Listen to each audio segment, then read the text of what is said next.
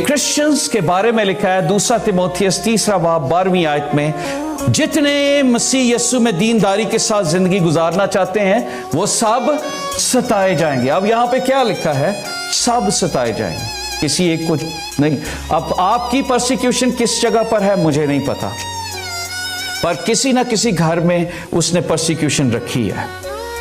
बीमारी है, दुख है, मेंटल टॉर्चर है, कोई प्रॉब्लम है, कोई फाइनेंशियल क्रंच है, कोई दुख है, कुछ ना कुछ है लड़ाई पे, कुछ ना कुछ घरों में चल रहा है। कोई घर परसिक्यूशन से दूर नहीं है। डेविल ने रखा है कुछ ना कुछ ताकि वो लोगों को टॉर्चर करे।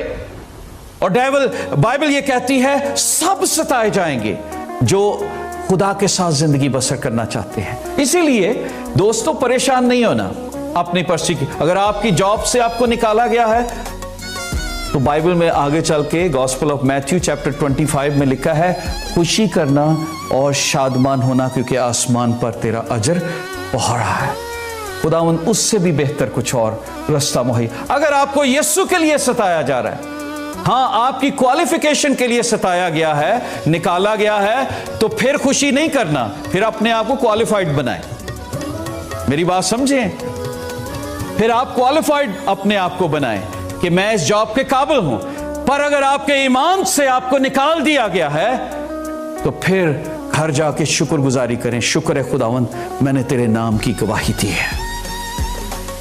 और जब ऐसा होगा आप देखिएगा कि कैसे कैसे दरवाजे आप पर खुलते हैं, किस तरह से खुदावंद आपको बरकत